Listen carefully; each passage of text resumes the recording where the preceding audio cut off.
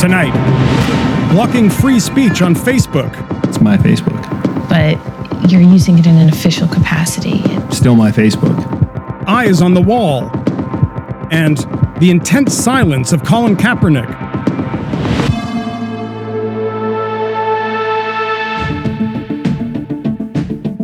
Japan's Nuclear Regulatory Authority has approved the operators of the infamous Fukushima plant to restart 2 reactors at a different facility.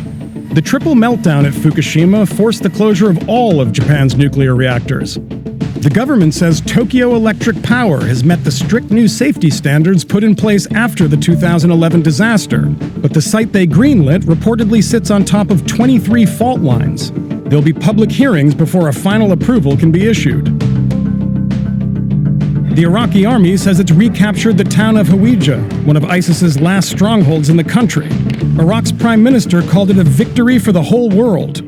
The offensive, carried out by American-backed Iraqi troops, is yet another blow to the Islamic State, which has now been driven out of nearly every area it seized in Iraq in 2014. Dozens of farmers in northwestern India have buried themselves neck deep or are sitting in trenches to protest a government plan to buy up their land.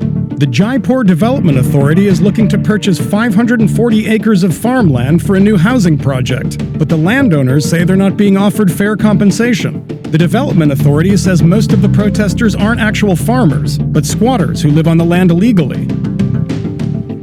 Governor Jerry Brown signed a bill today officially making California a sanctuary state, his latest major swipe at the Trump administration.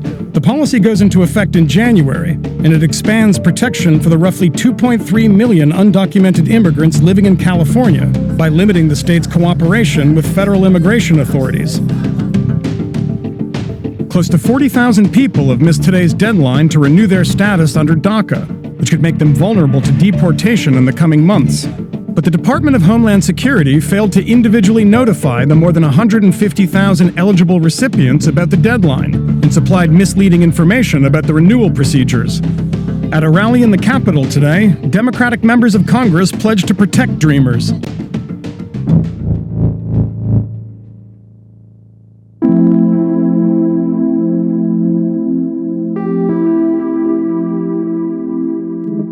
President Trump got on Twitter this morning to share his views on everything from what he thinks the Senate Intelligence Committee should be investigating, to key economic indicators, to the employment status of his Secretary of State.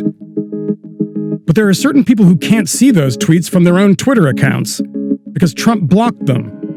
And now, some of those users are suing the president. The legal fight is part of an emerging debate about how First Amendment protections apply to politicians' critics on social media. And Trump's not the only one being sued. Okay. Ellie Reeve met with a woman in Arizona who's suing her congressman in federal court for blocking her on Facebook.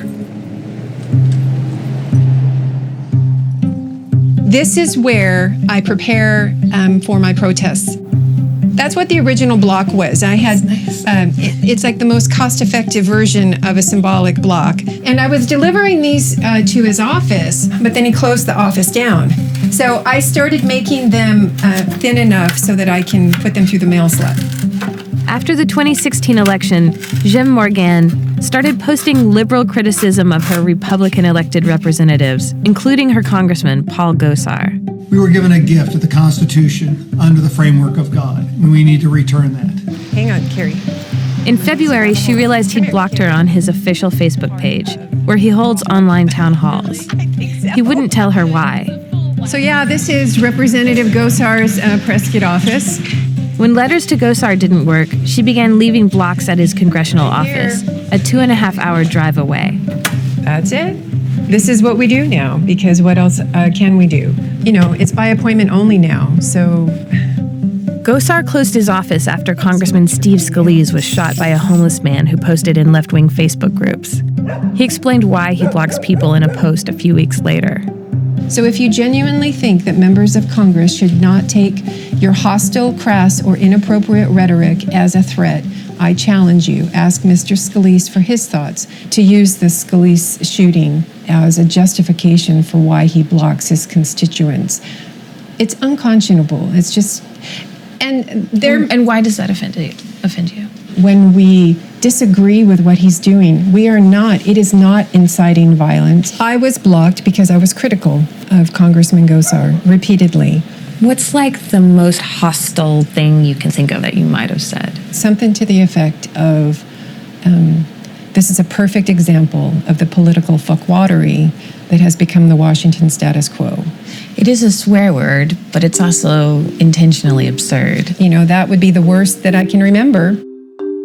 Gosar and Morgan traded dueling op-eds. Morgan said Gosar betrayed the Constitution. Gosar called blocked people like her hateful idiots. Gosar is a dentist first elected to Congress in 2010. So why did you block Jim Morgan on Facebook? We wanted to make sure that you're not intimidating people, you're not using foul language, and that you're not threatening people. And why do you think you have the right to block them on Facebook? It's my Facebook. But you're using it in an official capacity. Still my Facebook. In your post explaining why you've blocked people, you referenced the attempted murder of Steve Scalise. Do you think it's fair to equate an attempted murder with a rude comment on Facebook? Intimidation by any shape or form, from what I've seen and the definition of bullying, I think, words seem to hurt people these days. Violence cannot be tolerated. It sounds like you're blurring the lines between real threats and being rude, using vulgarity, things I wouldn't want my mom to hear. That's not a threat.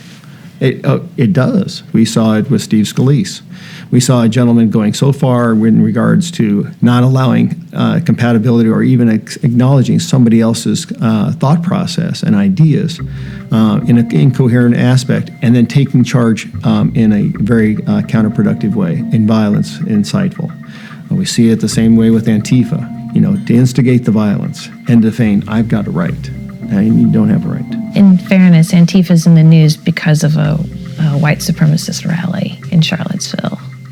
Well, isn't that interesting? That maybe that was created by the left. Why do you say that? Because let's look at the person that actually started the rally. It's come to our attention that this is a person from Occupy Wall Street that was an Obama sympathizer. So wait a minute. Be careful on where you start taking these people to.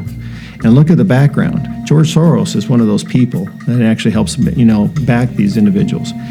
Who is he? I think he's from Hungary. I think he was Jewish, and I think he turned in his own people to the Nazis. We better be careful over where we go with those. Do you think George Soros funded the neo-Nazis who marched in Charlottesville? Wouldn't it be interesting to find out? These conspiracy theories about George Soros were promoted by Alex Jones. They're false. Soros was 14 in 1944. He did not fund the Charlottesville rally. Jason Kessler, who organized that rally, says he voted for Obama and attended one Occupy event. But now he warns of white genocide. He said this in a video posted last year that was later deleted. My great fear is that we will become the new South Africa, and there will be a white genocide. That Gosar buys this suggests he might benefit from a more open marketplace of ideas on his Facebook wall. Nadine Strawson was president of the ACLU for nearly 18 years. This Facebook page we're looking at is only about official congressional business. Would that count as public or private property? That seems to me to be an open and shut case of something that is being used for public purposes, and therefore members of the public may not be excluded or denied equal access because of their viewpoints. If it's a genuine threat, or if it's targeted harassment, or if it's intentional incitement of imminent violence, then and only then may it be suppressed, but never because of disagreement with the idea or dislike of the speaker. In July, a federal district judge ruled elected officials could not block people on social media for being critical. The ruling could set a precedent for other cases, including the 7 people suing Trump for blocking them on Twitter, and for Morgan, who filed her suit in federal court the same day we spoke with Gosar. Meanwhile, she's doing everything she can to get unblocked. There we go. Thank you very much. I want my day in court. I will fight to the end, for me, and it will help other people as well. It's a block. So you look forward to that fight in court? Oh, I do. It's going to be an interesting one. You think you will be victorious? Good luck. Okay.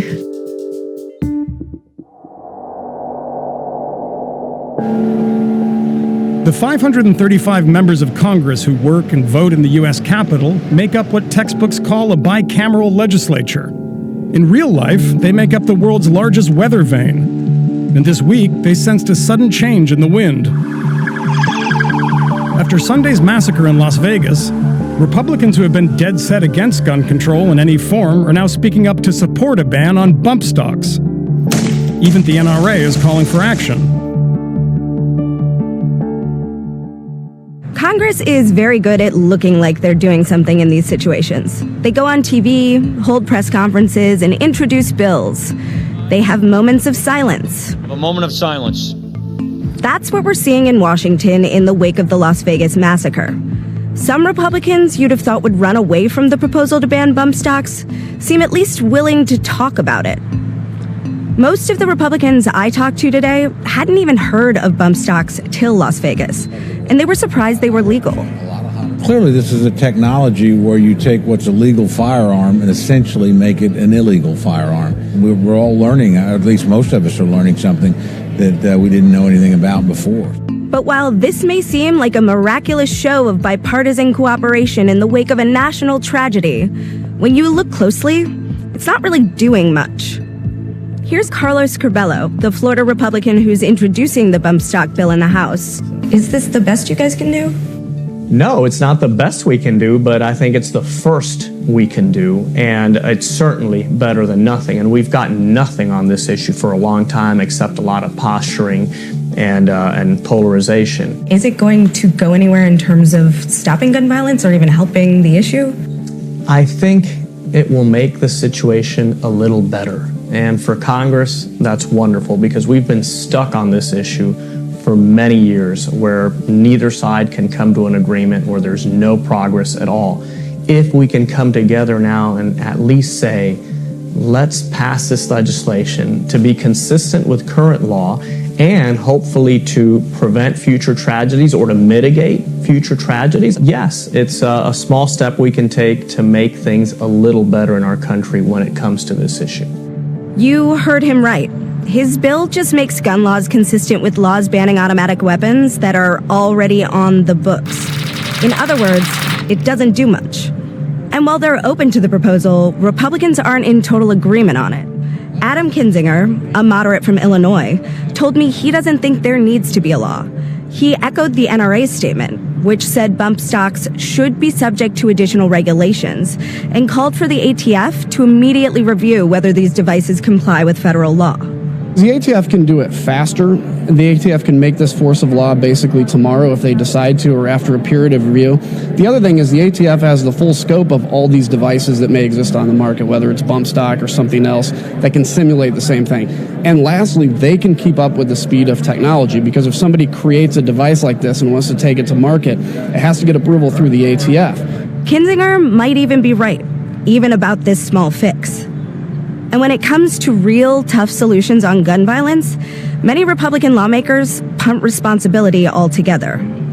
I don't think you're going to stop gun violence by law alone. But in this case, you take victories where you can get them.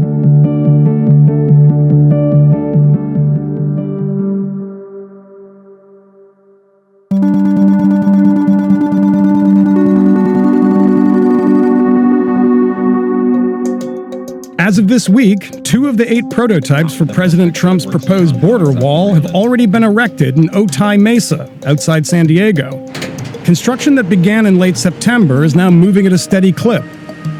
Customs and Border Protection has established a huge security perimeter around the prototypes, which are not visible to the public.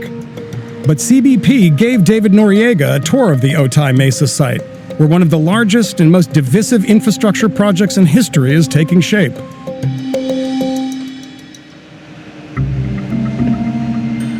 The construction of the prototypes that will, in theory, compete to become Donald Trump's long-threatened border wall, the central symbol of his rise to power, came with surprisingly little fanfare.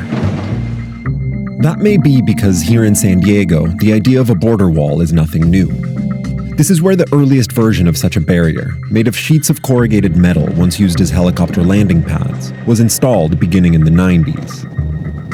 An ever-evolving system of fences, cameras, and sensors has stretched east into the desert ever since. For nearly a decade, Jill Holzlin, an American photographer and scholar based in Tijuana, has been meticulously documenting the development of this infrastructure. A little more than 2 weeks ago, as the government prepared construction on the prototypes, she saw that local and federal law enforcement had shut down a big swath of land around the site. So they shut down 4 square miles to protect a quarter-mile patch of territory, basically. Yeah, basically. In spite of the security precautions, the government isn't exactly being secretive about the prototypes. When we asked Customs and Border Protection for a tour of the site, they agreed. A little less than a week into a planned 30-day construction period, segments of just 2 of the prototypes had gone up. On one of them, the concrete was textured to look like it was made of stone. Until construction is done, most people won't be able to see the prototypes up close. According to Roy Villarreal, acting chief of the Border Patrol San Diego sector, the security perimeter was put in place to keep protesters from getting close to the site. Have there been protests so far? Thankfully, no. Do you think it was necessary to secure the area as much as it has been secured? And absolutely. What we're looking at from the perspective of the border wall and the construction that's taking place, the law enforcement community as a whole is concerned that there could be protesting. And we wanted to facilitate that if it did occur. We asked Cristian Ramirez, a longtime immigrant rights activist in San Diego, whether that was going to change anytime soon. Are you planning any protests? We're not planning any protests against the prototypes. Our priority is to ensure that Congress does not fund the border wall at all. For us, these prototypes are political theater. So for now, anyone on the San Diego side of the border without a press pass or a badge will have a hard time getting a close look at America's new border wall prototypes. For that, you have to go to Mexico. Across the Otay Mesa port of entry, which is the second busiest on the border, and into Tijuana, where dozens of 18-wheelers crowd together awaiting entry into the U.S. And from there to a dusty road lined with junkyards. There, a mound of dirt pressed up against the old border fence affords a clear view of the construction site. There was no fake stone texture on this side, only plain concrete. In the environmental impact statements that DHS makes, one of their tasks is to protect visual resources. But they only are required to protect visual resources for U.S. citizens. It's that same concept that we can simply put this wall in place and we can imagine that Mexico doesn't exist.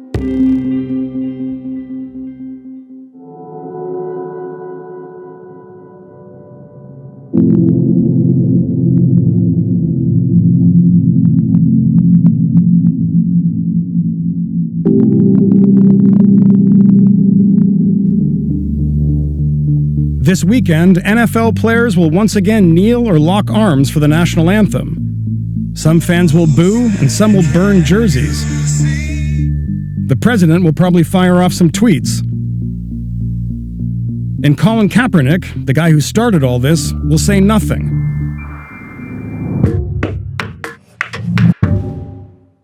It's been 9 months since Colin Kaepernick made a public statement about his protest, but we actually know a lot about what he's been doing in that time. We know he lives in New York with his girlfriend Nessa Diab. We know he's met with Harry Belafonte, Jack Dorsey from Twitter, an activist from Ferguson and Black Lives Matter. What we don't know is how he feels about what's happened over the past month. If this movement is as big as you want it to be, then we're going to need a whole bunch of people instead of just you taking one knee. Sports talk radio hosts talk about Kaepernick all day long. His mother and Nessa tweet and retweet support. And practically every week a new story is published that tries to dissect what all this might mean. Just last week, Kaepernick's former teammate Eric Reed published an op-ed in the New York Times titled, "Why Colin Kaepernick and I Decided to Take a Knee." So tons of people are now talking for Kaepernick in good faith and bad, but he still said nothing. The silence has led to a lot of confusion. What started as this: there's a lot of things that need to change. One specifically is police brutality. Has turned into this. The linking of arms, the tweets from LeBron James and other athletes, all that's about Donald Trump, not police brutality. It's not about Alton Sterling or Philando Castile, whose killings seem to inspire Kaepernick's initial protest. Kaepernick doesn't owe anyone an explanation. But I don't know if the average American watching football on Sunday still knows why the players are kneeling. They know what the president has said. They know what their friends on Facebook think. And And they know that this is somehow about choosing sides, but they might not know what the sides represent. Now, it's entirely possible that all this would have happened, even if Kaepernick was yelling into a bullhorn in Times Square every Sunday morning. But his silence has allowed the president, and ironically enough, the media, to fully define what his protest is about.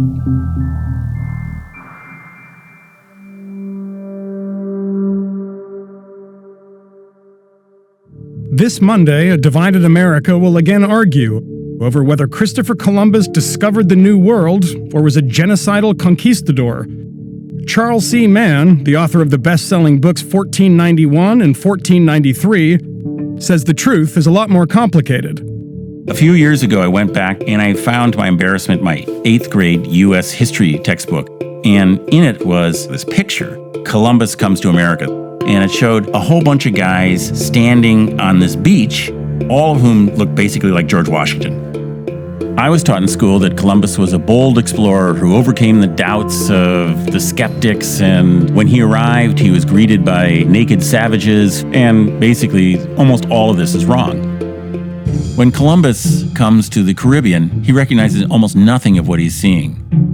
He looks at their farms, which are very scraggly by European standards because they're polyculture, where they mix multiple crops on the same plot. And he thinks these people don't know what they're doing, when in fact tropical soils are very poor and the conditions of heavy rainfall make this kind of agriculture far more sustainable than European agriculture. They had what to the Spaniards looked like relatively simple cultures because they didn't have large stone buildings. They also knew that there was small amounts of gold and precious metals. They were perfectly willing to trade for this. They had a very complicated and big trading network all over the Caribbean. And they basically beat the Spaniards on trading goods from the Spaniards' point of view, and the Spaniards get angry and then attack them. They had these bombs that were made out of peppers, and they would put them in gourds, and they managed to blow them up, and people would be in hot pepper gas. This was a war technique that the Spaniards had never seen, and of course caused them to lose a lot of the battles, which made them madder and madder because they had this idea that we have steel and everything, we should be able to win. These complex societies were over here that were fully the equal, in most respects, of any European society, just as old, just as technologically advanced. They don't show any of that.